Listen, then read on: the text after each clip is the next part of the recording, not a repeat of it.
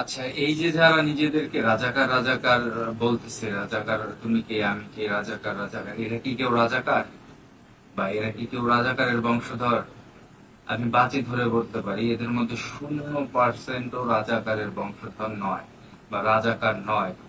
বাংলাদেশের বর্তমান প্রেক্ষাপটে 0.1% রাজাকার এই টাইপের মন মানসিকতার মানুষ বর্তমানে বাংলাদেশে এক্সিস্ট করে, এটা আমি আসলে বিশ্বাস করতে চাই না, কোনোভাবেই বিশ্বাস করি না।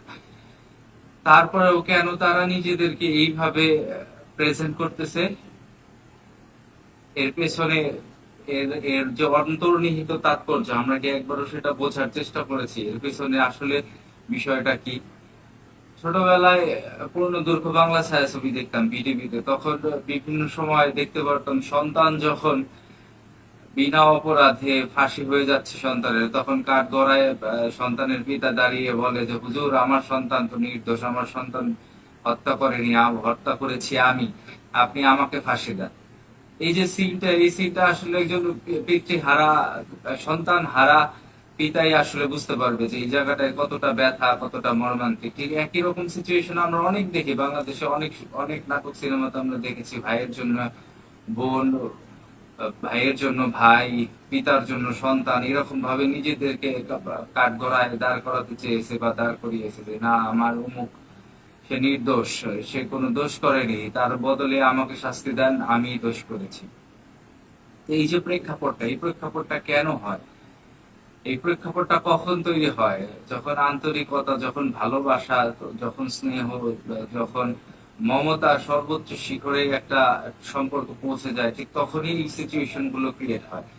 তাহলে আমাদের এই যে ভাই বোনেরা যে নিজেদেরকে রাজাকার বলতেছে, তাহলে কি আমরা ধরে নিতে পারি জেনারেশনটা বুঝতে শুরু করেছে যে এই সিস্টেম, এই সরকার কোনোভাবেই তাদের যোগ্যতার মূল্যায়ন করবে না?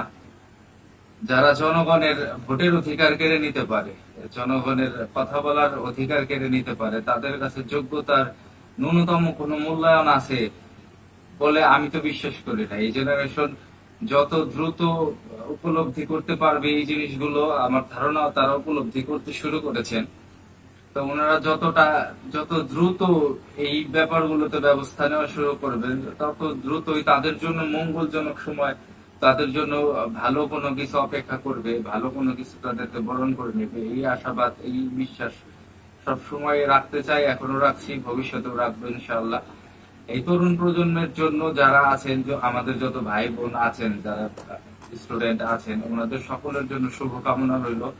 তাদের সকল রকমের আন্দোলনের প্রতি তো সমর্থন আছেনই, এতটুকু তাদের প্রতি আমাদের চাওয়া থাকবে যে আপনারা এই সিস্টেম, এই গভর্নমেন্ট, এই ভোটহীন সরকারের বিরুদ্ধে কথা বলেন। যখন দেশে গণতন্ত্র প্রতিষ্ঠিত হবে, যখন দেশে বাক স্বাধীনতা প্রতিষ্ঠিত হবে, তখন আপনারা সকল রকমের অধিকার আপনারা ফিরে পাবেন, এটা আমাদের বিশ্বাস। আমরা আশা রাখি আপনাদের সকল অধিকার এক সময় বাংলাদেশের মাটিতে ফিরে আসবে ইনশাআল্লাহ।